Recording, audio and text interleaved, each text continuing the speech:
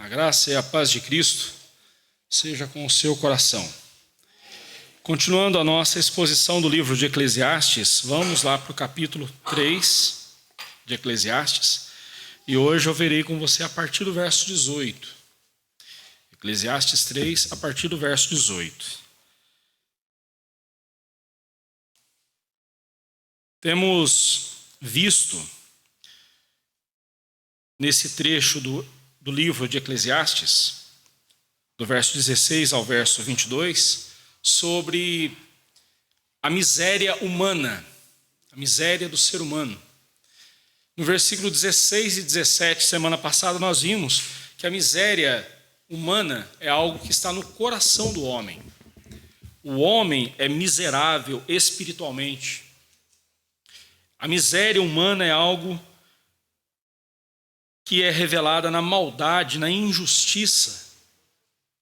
E onde nós deveríamos esperar, e de onde e de quem nós deveríamos esperar justiça, dali nós encontramos só maldade e mais maldade ainda, diz o Eclesiastes.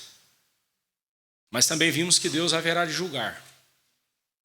Deus não só julgará definitivamente no dia do juízo final, mas como também Ele julga de tempos em tempos cada um de nós. De tempos em tempos, Deus visita a iniquidade das pessoas. E assim, então, Ele pesa a sua mão. Acabamos de ler na Confissão de Fé, no capítulo 12, parágrafo 1, que Deus cuida dos seus filhos. E nesse cuidado de Deus para com os seus filhos, Ele também os disciplina como um pai. A diferença é que com os filhos de Deus, com aqueles que são herdeiros da graça de Deus, filhos de Deus em Cristo Jesus, aqueles que são adotados na família de Deus, a diferença é que com eles, o tratamento de Deus, mesmo quando Deus os pune, mesmo quando Deus pesa a mão sobre eles, é para restauração, é para restaurá-los. No caso dos ímpios, não. Os ímpios já começam nessa vida sofrendo. E aqueles que gostam de dizer que o inferno é nessa vida, que não existe depois, não se enganem. Aqui é só o começo. E como eu já tenho repetido isso em algumas ocasiões, repito novamente. Os puritanos diziam que esse mundo é o único paraíso que os ímpios desfrutarão. E é o único inferno que os crentes sofrerão. Mas depois de mostrar para nós a miséria humana revelada na injustiça, na maldade, agora o Eclesiastes passa a nos mostrar algo ainda mais humilhante. Depois de revelar a maldade do coração humano, o ser humano ele não é mau porque ele faz maldades. Obrigado, irmão. Ele não é mau porque ele faz maldades, ele faz maldades porque ele é mau. Essa é a realidade. O seu filho não se tornou pecador a partir do momento em que ele cometeu o primeiro pecado. Não. Ele já nasceu pecador e por isso ele cometeu o primeiro, o segundo, o terceiro, o milésimo pecado. O ser humano ele é totalmente depravado. E se você gosta de pensar que você é bonzinho, eu quero lembrar você o que disse Deus por boca do profeta Isaías. As nossas justiças são trapos da imundícia. Isso fere a gente, né? É o tipo de pregação que a gente não gosta muito de ouvir. Puxa vida, pastor, eu saí de casa hoje para ouvir uma palavra que me fizesse bem. Uma palavra que me dissesse que eu sou mais valioso que o ouro de Ofir. Eu sou o querido de Deus, o amado de Deus. Eu gostaria de ouvir isso. Eu estou precisando ouvir uma mensagem que me deixe mais para cima, que me traga mais autoestima. Bem, aí eu aconselho você a ir em outro lugar. Porque aqui, o que nós temos para ouvir hoje é algo que não agrada o orgulho do homem. É algo que fere o nosso coração. É algo que pisa em nosso orgulho e causa dor, mas é necessário. Então, antes de continuarmos, antes de lermos o texto bíblico, vamos orar ao Senhor mais uma vez. E assim, ó Pai, eu quero pedir a bênção do Senhor nesse instante. Quando a Tua palavra será lida, quando o nosso coração também será lido pela Tua palavra, não somente a Tua palavra será exposta aos nossos olhos e coração, mas também o nosso coração será exposto diante da Tua palavra. Ajude-nos, Pai. Segure-nos em Tuas mãos poderosas. E quando o nosso coração quiser ser rebelde contra Ti, não permita, Senhor. Porque não há esperança para nós fora do Senhor. A única esperança para nós está na Tua palavra. E se é necessário agora sermos feridos por ela, fira-nos. Porque nós sabemos que depois o Senhor também nos curará. O Senhor nos restaurará. Ajude-nos, assim nós te pedimos em nome de Jesus. Amém.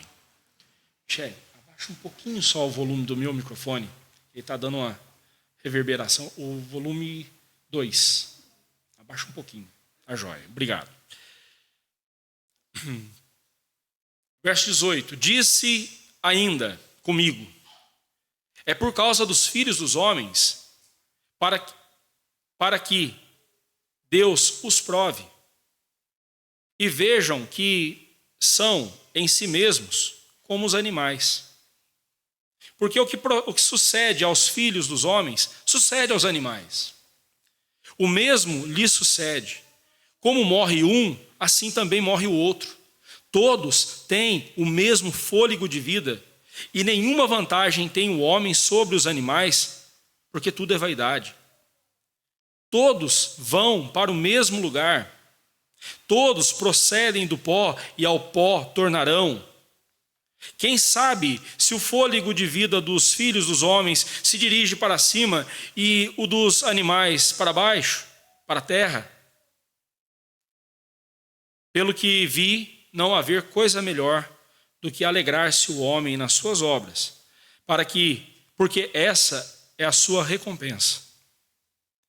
Quem o fará voltar para ver o que será depois dele? Depois de mostrar que fazemos maldades porque somos maus, e isso fere o nosso orgulho, agora Salomão vem nos dizer que nós somos iguais aos animais. Ele diz assim: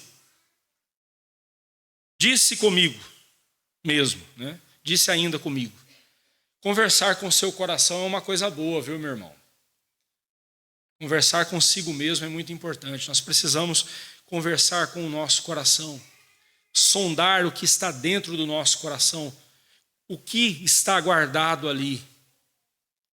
Precisamos conversar com o nosso coração. Não estou chamando você para ser um esquizofrênico, não, tá? Conversar sozinho, né?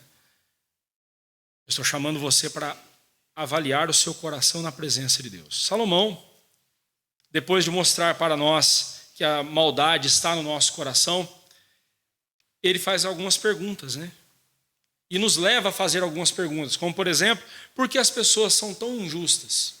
Por que daqueles de quem nós esperamos justiça, recebemos só injustiça? Por que nos nossos relacionamentos há tanta maldade sendo despejada de um para com o outro? Por que em nossos relacionamentos agimos assim? Por que alguém que foi investido de autoridade para promulgar a justiça, para fazer a justiça acontecer, é justamente alguém que faz a injustiça, comete injustiças?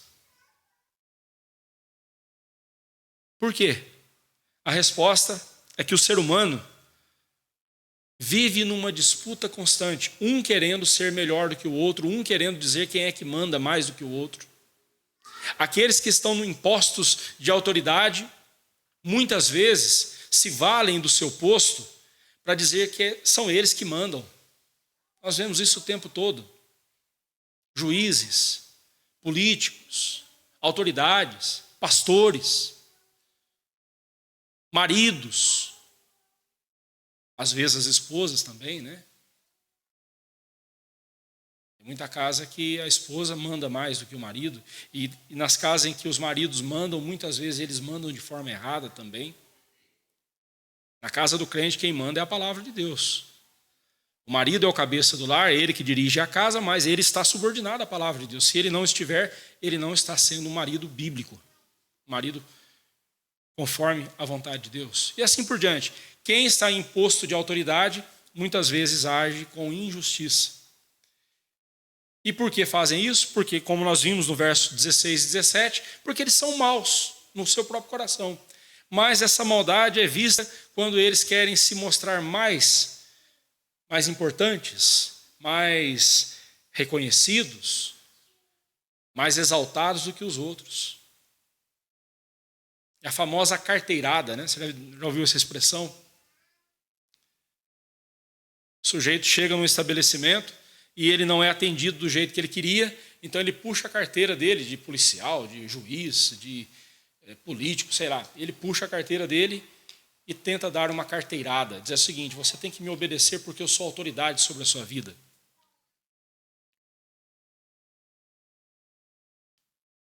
Muitos pastores fazem isso também.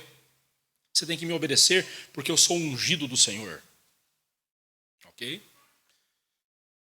Só que ser ungido do Senhor são todos. Todos nós temos o Espírito Santo de Deus. Se temos o Espírito Santo, nós temos a unção de Deus sobre nós. Se eu sou pastor, você tem que me obedecer. Sim, você tem que me obedecer, sim. Você tem que obedecer aos presbíteros, sim. Até que nós estejamos submissos à palavra de Deus. Porque a partir do momento em que nós não estivermos submetidos à palavra de Deus, você não tem dever algum de nos obedecer. Você não deve obediência alguma a nós. Você deve sim nos denunciar, no caso para o presbitério, porque nós estamos agindo de forma contrária às Escrituras. Mas tudo isso revela o fato de que as pessoas agem assim porque elas querem mostrar que elas são mais do que as outras. É arrogância, soberba. Mas aí Salomão faz uma pergunta e em seguida ele traz a sua segunda constatação. Na semana passada nós vimos a primeira constatação. Salomão constatou no verso 16 e 17 que o ser humano é podre no seu coração. E agora a segunda constatação que ele faz. Mas antes uma pergunta. A pergunta é: por que Deus permite tanta injustiça? Você já deve ter feito essa pergunta alguma vez na sua vida. Por que tanta injustiça nesse mundo? E aí Salomão chega a uma segunda constatação e ele diz no verso 18: disse ainda comigo, ou seja, conversando comigo mesmo, conversando com o meu coração, avaliando, eu cheguei à seguinte conclusão: é por causa dos filhos dos homens que Deus permite tanta injustiça. É por causa dos filhos dos homens. Essa é a razão. Mas para quê? A finalidade? Para que Deus os prove. E eles vejam que em si mesmos são como os animais. Deus prova o coração dos homens, não porque ele não conheça, muito pelo contrário, ele conhece o nosso coração mais do que nós mesmos. Aliás, ele conhece o nosso coração plenamente. Jeremias 17:9, enganoso é o coração mais do que todas as coisas, desesperadamente corrupto. Quem o conhecerá? Aí no versículo 10 Deus responde: eu, o Senhor, provo os corações e os pensamentos para dar a cada um conforme as suas obras. Deus conhece os corações, mas só que nós não nos conhecemos. Muitas vezes nos achamos justos, quando na verdade somos injustos. Muitas vezes nos achamos bons, quando na verdade somos maus. Muitas vezes nos achamos melhores do que os outros e somos piores do que qualquer um. Então Deus permite que nós passemos por injustiças. Deus permite que um ímpio cause injustiça na nossa vida e cause dor ao nosso coração, para que então nós percebamos uma coisa. E não é uma coisa muito boa de se perceber, é uma coisa humilhante. Ele diz: para que eles vejam que são em si mesmos como os animais. Ou numa outra tradução: a respeito da vida humana, penso que Deus põe à prova as pessoas para que vejam por si mesmas que, apesar de terem vivido com opulência e grandeza, na hora da morte, são como os animais. Bem, é importante a gente deixar bem claro que nesse trecho aqui, quando Salomão fala que nós somos iguais aos animais, não temos vantagem alguma sobre os animais, que o mesmo que acontece aos homens também acontece aos animais, calma, ele não está falando de céu para cachorro. Tem gente que pensa, né? Hoje nós vivemos a época da petilatria, se é que existe essa palavra, né? É uma idolatria dos pets, é uma idolatria. Gente chamando cachorro de filho, meu filho cachorro, meu filho gato, meu filho pet, eu sou pai de pet, mãe de pet. Mas já faz algum tempo as pessoas pensam que animais têm alma. Animais também precisam ser redimidos. Animais precisam de salvação. Animais precisam do céu. E existe céu para cachorro. E aí, não precisa dizer que quando tem otário, espertalhão não passa fome, né? Aí o sujeito vem e inventa funeral para cachorro, cemitério para cachorro, para pet. E aí você pensa em honrar o seu bichinho e dar para o seu bichinho um final feliz. Honrar a memória do seu bichinho, eu sei. Em casa a gente tem uma gatinha, é o xodózinho nosso em casa. Mas é gato, gente. Não é filho. É gato, não é filho. Ela não tem meu sobrenome. Ela não foi batizada. Ela não tem nada disso. É um animal. É um animal. Só isso. Então, quando Salomão está falando aqui que nós somos iguais aos animais, ele está falando em relação ao morrer, à morte. Mas ele não está falando do que vem depois, não é isso.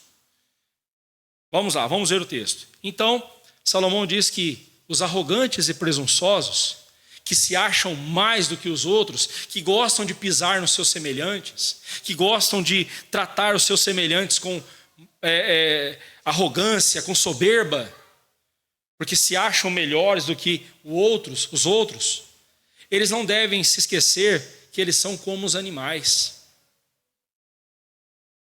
Eles não em nada são diferentes dos animais. A morte vem para todos. E quando a morte vem, a situação de um arrogante, soberbo, é igual a de um animal qualquer. As Escrituras não estão aqui endossando essa besteira, essa bobeira que a ciência moderna diz que nós somos animais racionais, nós somos animais. Não. Nós somos seres humanos. Nenhum ser na criação foi criado como homem. Nenhum ser na criação recebeu a imagem e semelhança de Deus, ou seja, capacidade de se relacionar com Deus. Os animais só fazem aquilo que o instinto deles, para o que eles foram criados, só. O único ser na criação que é capaz de parar e admirar a criação, parar para admirar as coisas ao seu redor e estudar as coisas é o ser humano. O único ser que é capaz de se relacionar com amor de verdade é o ser humano. Ah, pastor, mas é que você não viu minha cachorrinha cuidando dos filhotinhos dela. O amor que ela tem pelos filhotinhos. Irmão, quando os filhotinhos dela desmamarem, ela vai seguir a vida dela. Agora você fez isso com seus filhos casados, os seus filhos que se casaram, seguiram a vida deles, você nunca mais falou com eles, não se importa mais com eles?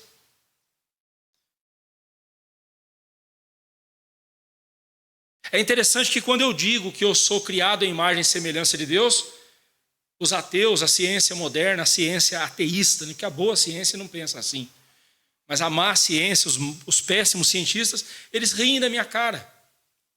Mas eles mesmos dizem que são animais racionais. Repito, Salomão não está concordando com a ciência quando diz, aliás, isso até seria um anacronismo, né? Porque a ciência veio bem depois de Salomão. Mas Salomão não está aqui dizendo que o ser humano é um animal racional, como diz a ciência. Não, não é isso. Ele apenas está nos mostrando que todos os seres vivos morrem. Em outras passagens da Bíblia, nós vemos os seres humanos serem comparados a plantas, para mostrar como a nossa vida ela é passageira, como a nossa vida é transitória. Por exemplo, em Tiago 1, versículo 11, Tiago fala para os ricos não serem orgulhosos, porque a riqueza, toda a sua glória, toda a sua pompa, eles se assemelham à erva que murcha, seca e cai com o calor do sol. O ser humano é como uma erva que morre fragilmente diante do calor do sol. O profeta Jeremias compara o ímpio ao arbusto no deserto. Da mesma forma, ele compara os justos a uma árvore plantada junto à corrente das águas. O profeta Isaías descreve essa verdade da seguinte forma. Você pode ver isso lá em Isaías capítulo 40, versos 6 e 8. Abra sua Bíblia comigo. Isaías 40, 6 a 8. E olha como o profeta trata essa questão. Isaías 40, 6 a 8. Diz assim a palavra de Deus: uma voz diz, clama. E alguém pergunta, que hei de clamar? Essa voz é a voz de Deus. E o profeta então diz, que hei de clamar? E a voz responde, toda erva, toda carne é erva, e toda a sua glória como a flor da erva. Seca-se a erva e caem as flores, soprando nelas o hálito de Deus.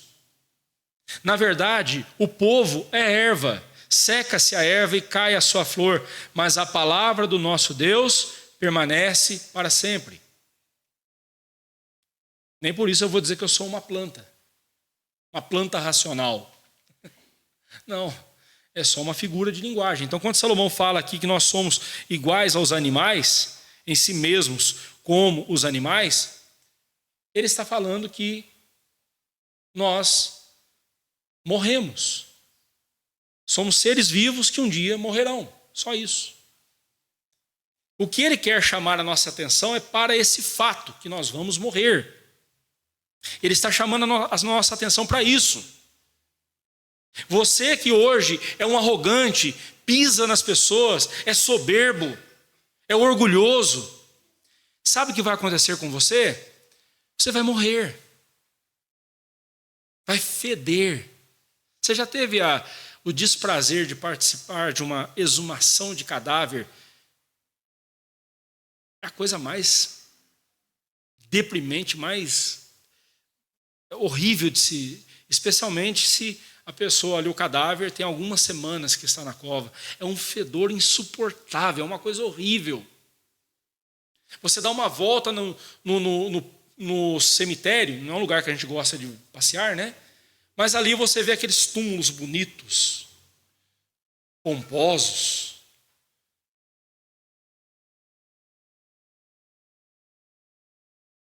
E você vê também covas no chão. Túmulos no chão, ali. Sepulturas que só são cobertas com terra. Mal tem uma lápide, às vezes até caindo. A diferença é só o túmulo e o lugar. Mas o que tem dentro de uma tem dentro da outra. Restos mortais. Quando Salomão diz, para que eles vejam que são em si mesmos como os animais, ele está fazendo aqui aquilo que nós chamamos de choque de realidade. Você já tomou um choque de realidade alguma vez? O que é o choque de realidade? Você está vivendo iludido, né? Está tudo bem, de repente você recebe uma notícia que te abala, é um choque que você leva, é um choque de realidade. É isso que Salomão quer fazer conosco, e eu gostaria muito que isso acontecesse conosco hoje.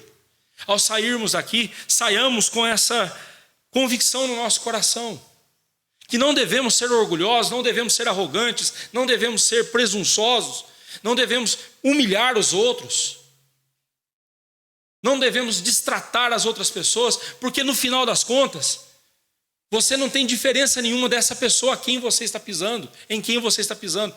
Mais além, você não tem diferença nenhuma daquele animal morto. Na hora da morte, todos estão no mesmo nível. A morte nivela todos.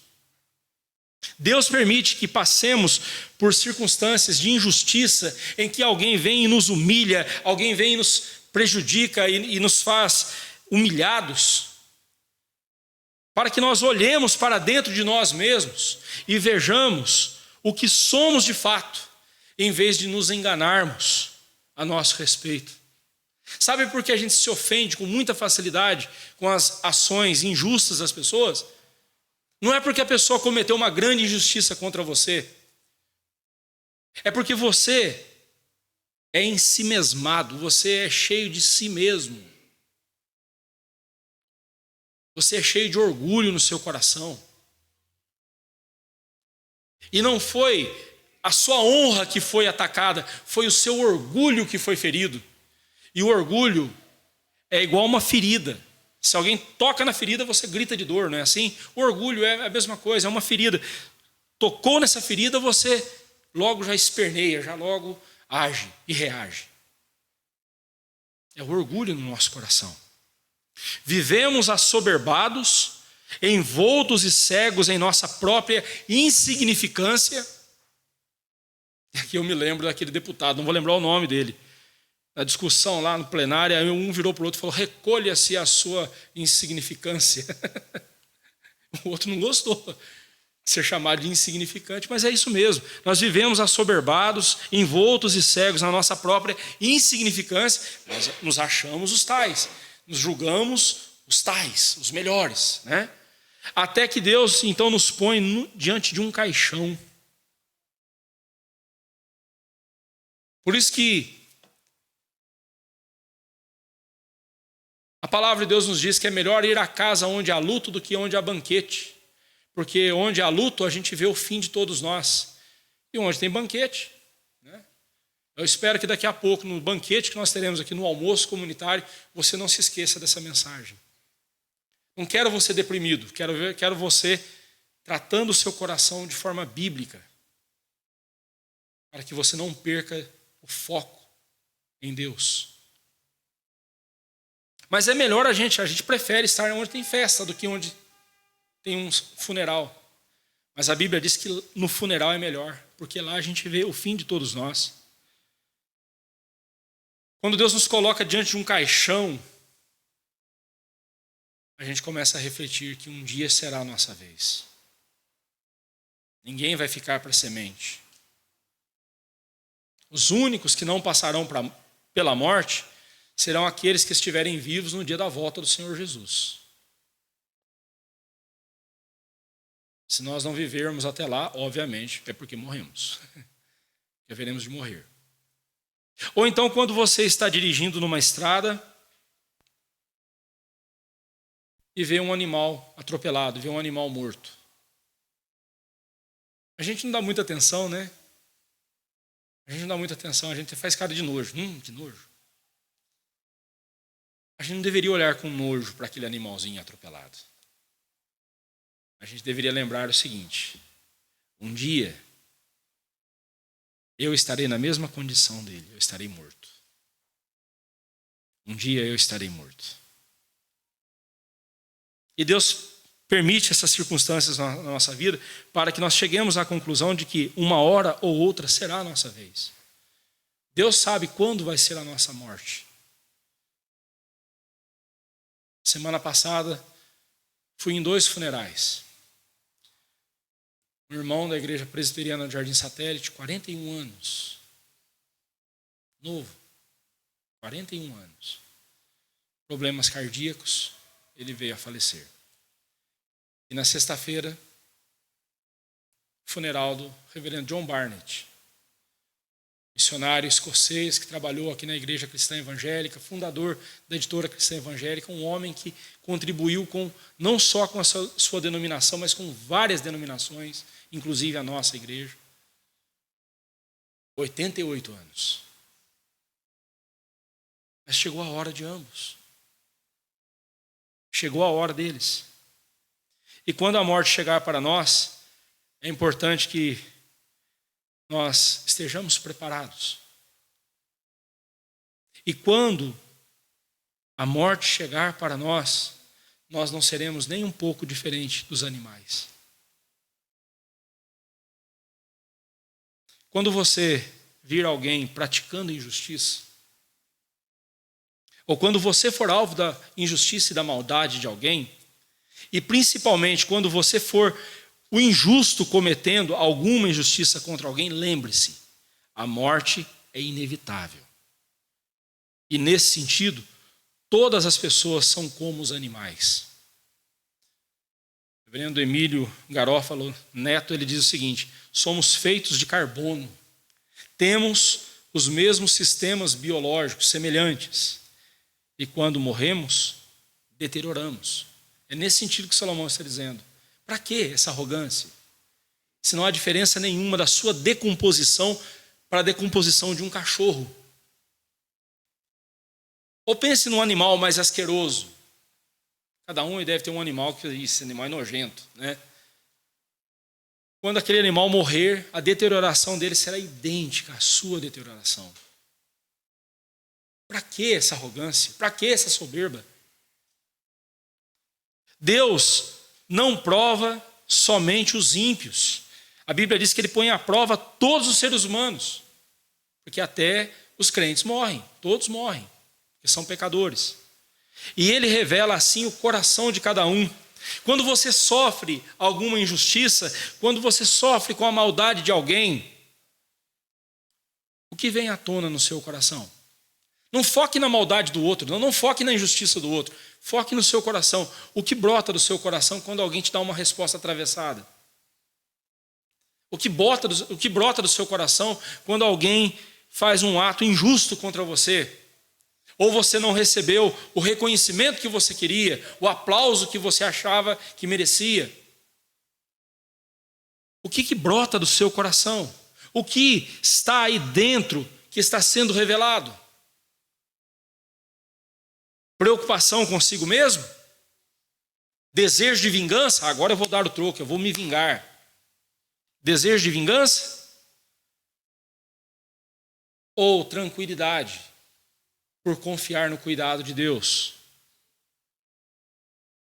Há quebrantamento e humildade diante de Deus, sabendo que você, sem Ele, você não é nada? Quando você sofre alguma injustiça, você diz assim: Senhor, eu mereço essas coisas, porque eu sou um pecador. Quem não mereceu isso foi Jesus, teu filho. E ele sofreu por mim. E ele, como ovelha muda, não abriu a sua boca em momento algum. Foi levado diante dos seus tosqueadores e morreu.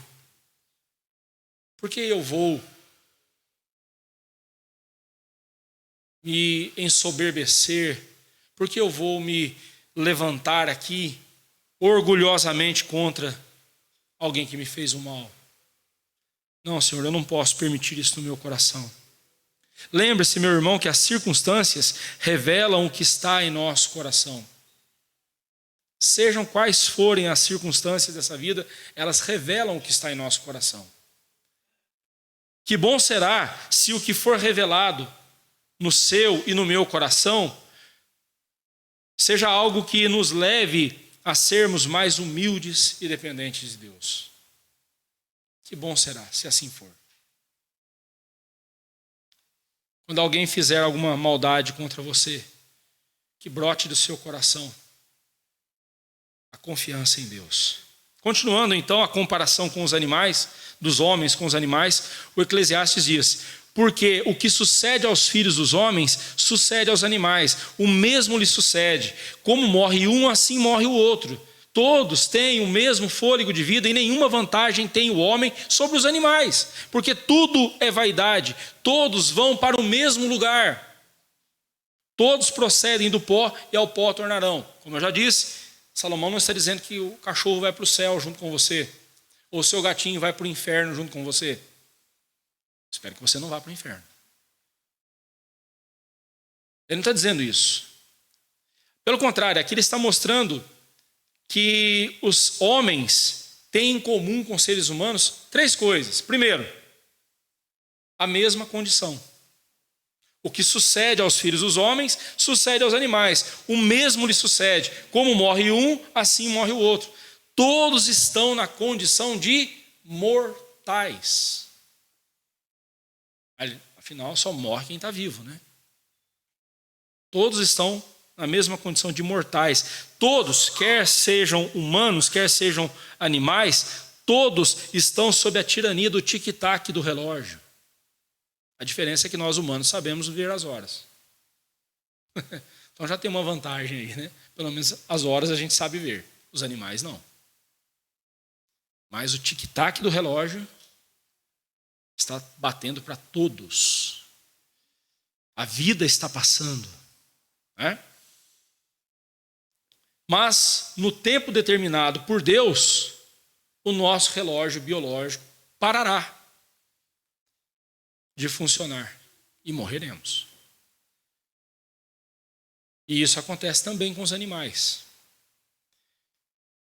A segunda coisa que os seres humanos têm em comum com os animais é o mesmo fôlego de vida. Todos têm o mesmo fôlego de vida e nenhuma vantagem tem o homem sobre os animais, porque tudo é vaidade. Versículo 19, parte B. Quando Deus formou o homem, a Bíblia diz que ele soprou nas narinas do homem o fôlego de vida. E a partir desse momento ele passou a ser alma vivente. Gênesis 2, verso 7. O mesmo não aconteceu com os animais. Deus formou os animais e lhes deu a vida, o fôlego da vida, literalmente. O fôlego da vida é isso aqui, ó. A respiração. Isso é o fôlego da vida. Afinal de contas, só respira quem está vivo. Mortos não respiram, é isso. Por isso que é chamado de fôlego da vida. Fôlego dos vivos. Né? O ser humano recebeu, além do fôlego da vida, a capacidade de ser alma vivente. Ou seja, ele foi dotado com a imagem e semelhança de Deus. Ele foi dotado com a capacidade de inteligência, de avaliação, de admiração, de compreensão e de se relacionar com Deus de forma inteligível, de forma inteligente. Os animais não fazem isso.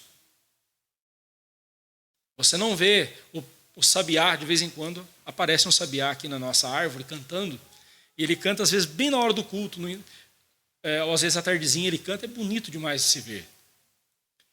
Mas o sabiá não sabe cantar os hinos que a gente canta. Ele só canta aquela melodia. É linda, mas é só aquela melodia. Deus o programou para cantar aquela melodia, só. Nós podemos aprender outras melodias, outras músicas, não é mesmo? Você não vê o macaco olhando para a banana e dizendo assim: que fruta maravilhosa, que coisa maravilhosa essa banana. Como foi que ela surgiu? Como que ela foi feita?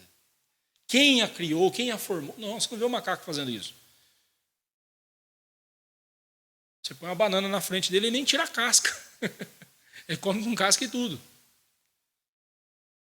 Você não vê macacos estudando seres humanos. Você vê o contrário, seres humanos estudando os macacos. Porque ao homem foi dado domínio sobre a criação, governar a criação. Por isso que o homem é também chamado de o vice-regente de Deus na criação. Somos os mordomos de Deus cuidando desse planeta, cuidando dessa criação. Deus soprou nos homens o fôlego de vida, diferentemente dos animais. Quando Salomão diz que não há nenhuma vantagem do homem em relação aos animais, né? Nenhuma vantagem tem o homem sobre os animais, isso deve ser entendido na circunstância da morte ali, é isso que ele está falando. Quando chega a hora de morrer, o homem não tem vantagem nenhuma sobre os animais, o corpo dele ele vai morrer e o corpo dele vai apodrecer igual ao corpo dos animais. É isso que ele está dizendo. Que tem vantagens e muitas vantagens em sermos seres humanos. Né? Se nós estamos aproveitando essas vantagens, aí é outra história. Mas tem muitas vantagens. A começar pelo fato de que somos os únicos seres na criação criados à imagem e semelhança de Deus e com condição de relacionarmos com Deus. Mas em se tratando da morte, da decomposição, não tem diferença nenhuma. Somos iguais aos animais. E a terceira área em que nós compartilhamos com os animais, temos algo em comum com os animais, é que todos têm a mesma origem e o mesmo destino, ou seja, o pó da terra. Ele diz, todos vão para o mesmo lugar, verso 20. Todos são feitos da mesma matéria. Diz o verso 20, todos procedem do pó.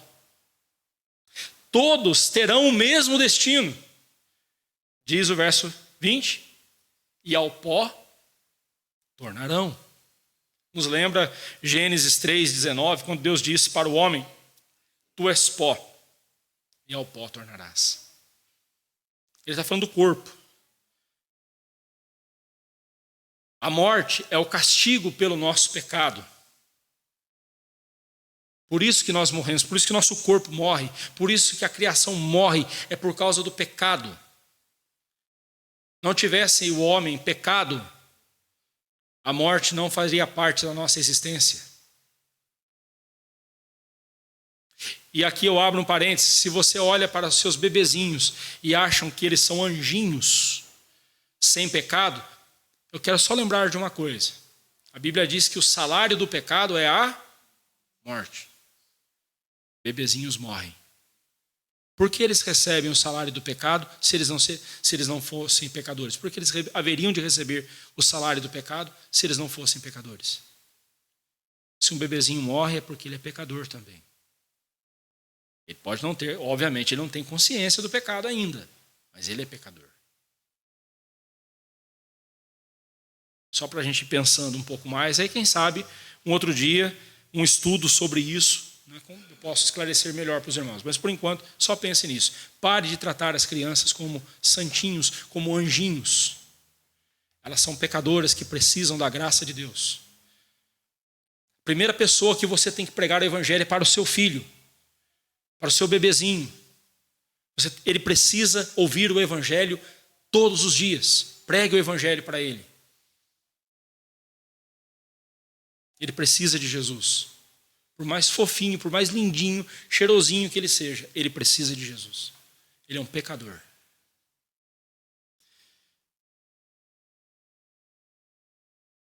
Quando Salomão diz que ao pó tornaremos, para todo lugar que a gente olha, a gente vê pó. Você está ali sentado assistindo a sua televisão, de repente você baixa o olhar para o rack, onde está a televisão. Aí você pega aquele ângulo exato, você vê o pó. Você vem e limpa o pó. Passa ali, tira o pó, está limpinho. 2 dias depois você vai lá, está lá o pó de novo.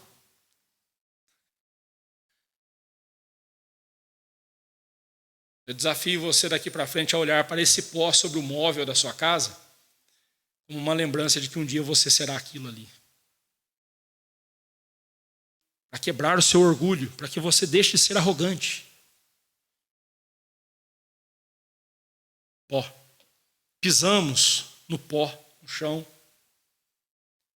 Nosso sapato a gente engraxa, deixa bonitinho, brilhante. Alguns passos já estão cheios de pó. Tem pó em todo lugar. Estou olhando para um monte de pó. Você está ouvindo um pó falar com você.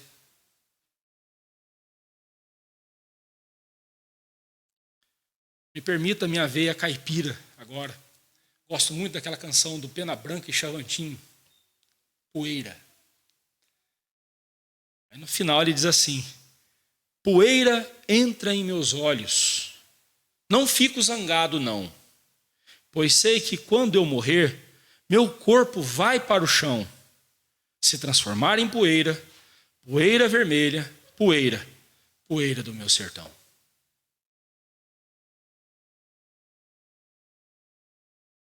Você já parou para pensar que a poeira,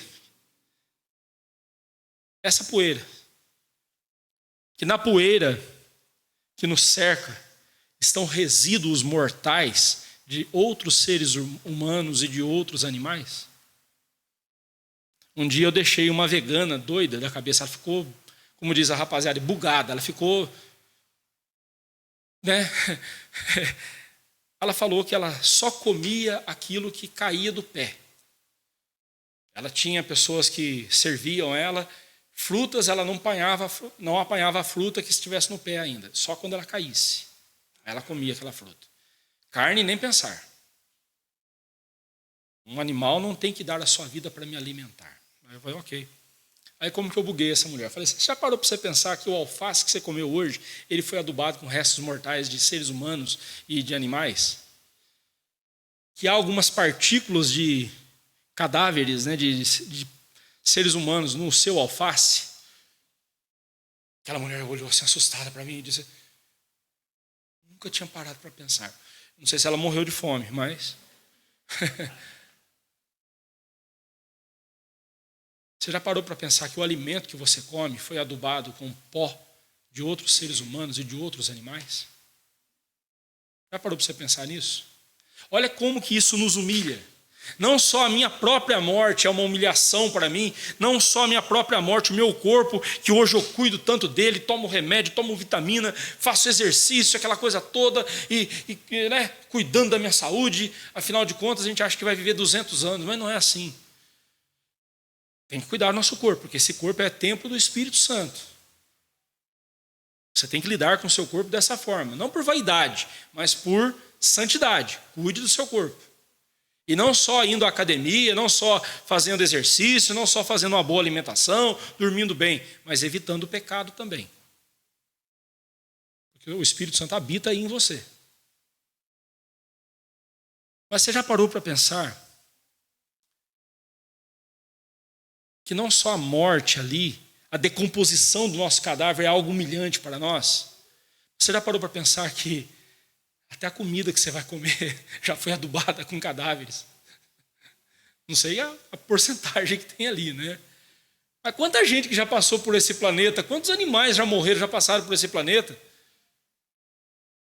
Pó de gente que morreu é o que mais tem. E um dia o nosso corpo vai somar a essa multidão de pó. Vai virar pó também. Olhe para o seu coração, meu irmão. Lute ferozmente contra o orgulho. Não permita o orgulho crescer no seu coração. Você é pó, só que ainda consegue respirar. É a única diferença. Você é um pó que respira. E respira o pó de outros. Mas por mais que você viva nesse mundo, a sua hora vai chegar. O seu corpo se tornará pó. E se tornará ao pó. Vai voltar ao pó, porque do pó nós fomos formados. A morte é humilhante, ela apodrece o nosso corpo, esse corpo que a gente cuida tanto dele, ela apodrece, mas ela também humilha-nos até mesmo quando estamos vivos. Quando a gente pensa, né, nessa questão do alimento, até nisso a gente é humilhado. Pergunte-se, vale a pena ser arrogante? Vale a pena passar por cima das pessoas e feri-las com o seu orgulho, com a sua arrogância? Vale a pena? Não vale. Em vez disso, lembre-se do que Deus nos ordena em Miqueias, capítulo 6, versículo 8. Abra sua Bíblia lá comigo. Miqueias 6, 8. E vamos ler juntos.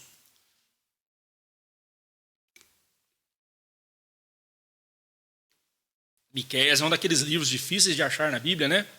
Mas fica tranquilo, está aí. Só procurar, você acha. Miqueias 6, 8. Vamos ler juntos? Esperar todo mundo achar. Miqueias 6, 8.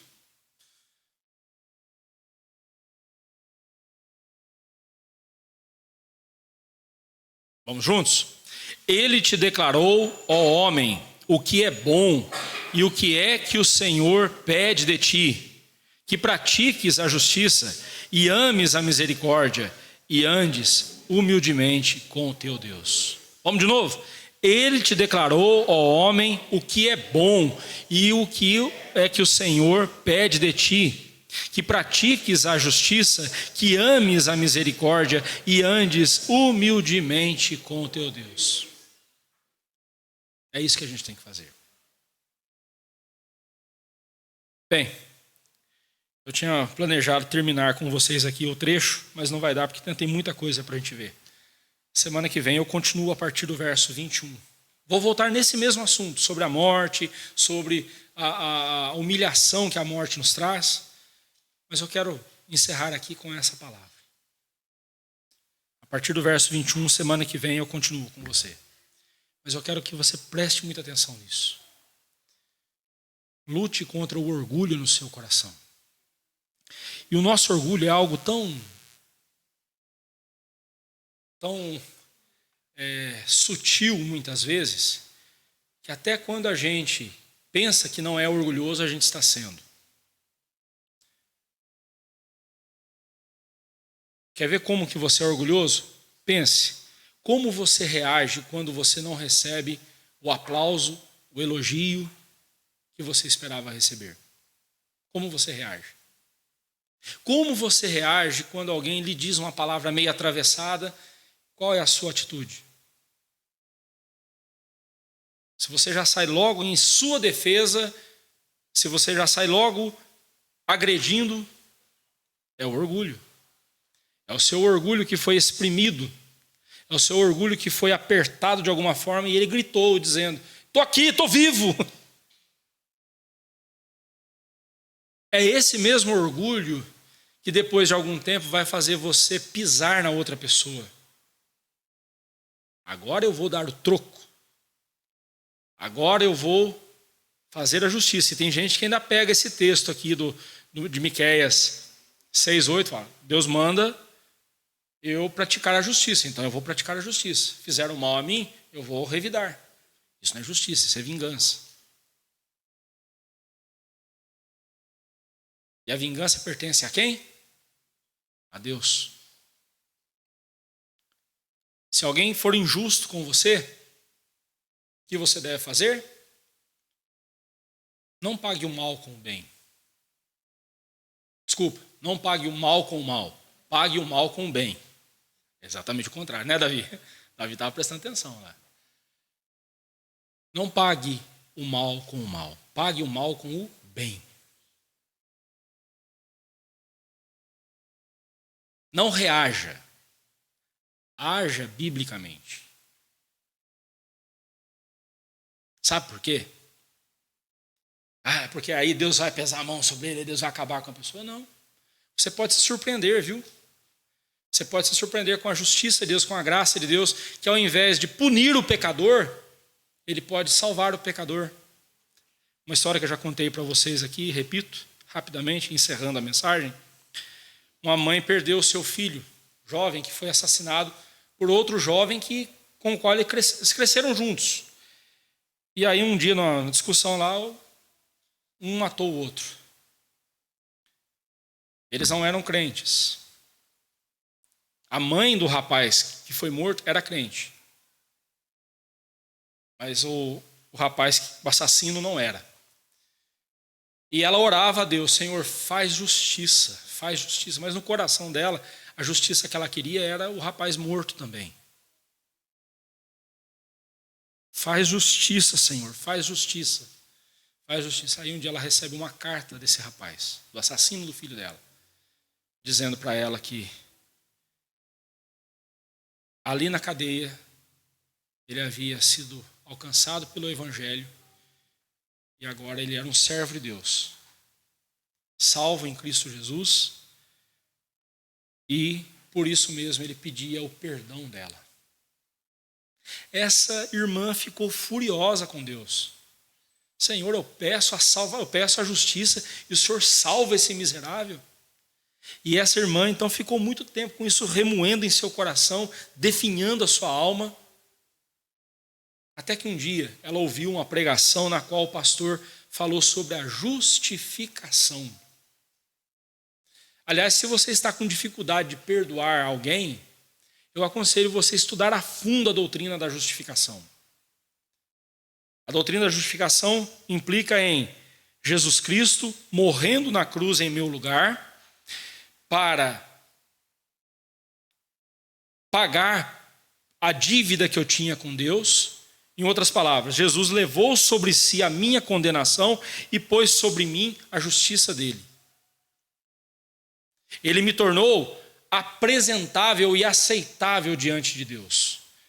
Porque eu só posso ser aceito na presença do Senhor, eu só posso me apresentar diante de Deus se eu estiver revestido com a justiça do seu Filho amado, Jesus Cristo.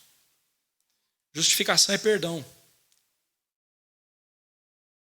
Toda vez que você ouvir a palavra justificação, pense no perdão de Deus.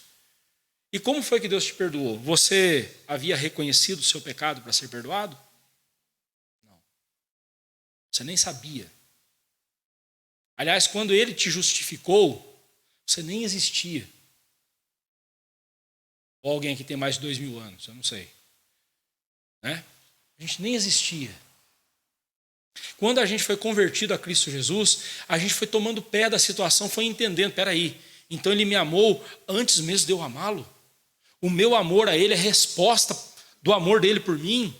Ele me perdoou quando eu nem sequer imaginava que precisava do perdão dEle, nem sequer imaginava que Ele existia.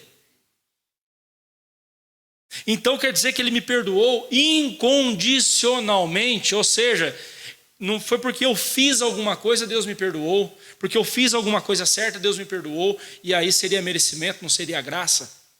Então foi por isso? Sim. E aí Jesus fala, sede perfeitos como perfeito é o vosso Pai Celeste.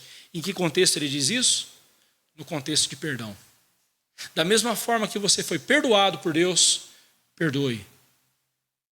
Perdoe. Da mesma forma que Deus te perdoou, quando você sequer havia pedido perdão, havia sequer havia reconhecido que era um pecador miserável, Ele veio ao seu encontro, Ele te deu vida estando você morto em seus delitos e pecados, e agora vivificado pelo Espírito Santo, você é capaz de entender essas verdades, e então dobra os seus joelhos diante de Deus e diz, Senhor, pela graça eu sou salvo mediante a fé, e tanto a graça quanto a fé, e isto não vem de mim, vem do Senhor, é dom do Senhor, para que eu não me glorie em nenhuma obra minha, mas me glorie somente no seu amor.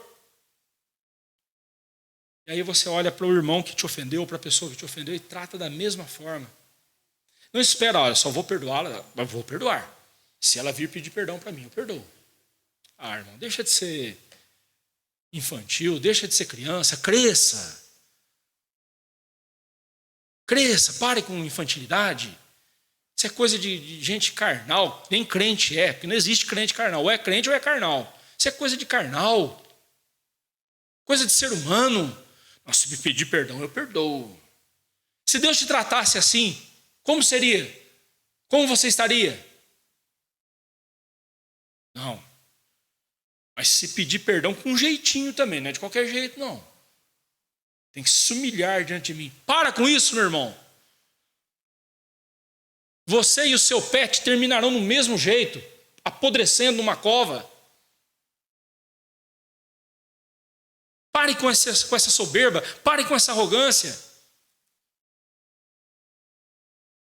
Deus já te declarou o que Ele quer de você, o que é bom. E o que é bom? Que você pratique a justiça, ame a misericórdia e seja humilde, e ande com humildade na presença de Deus.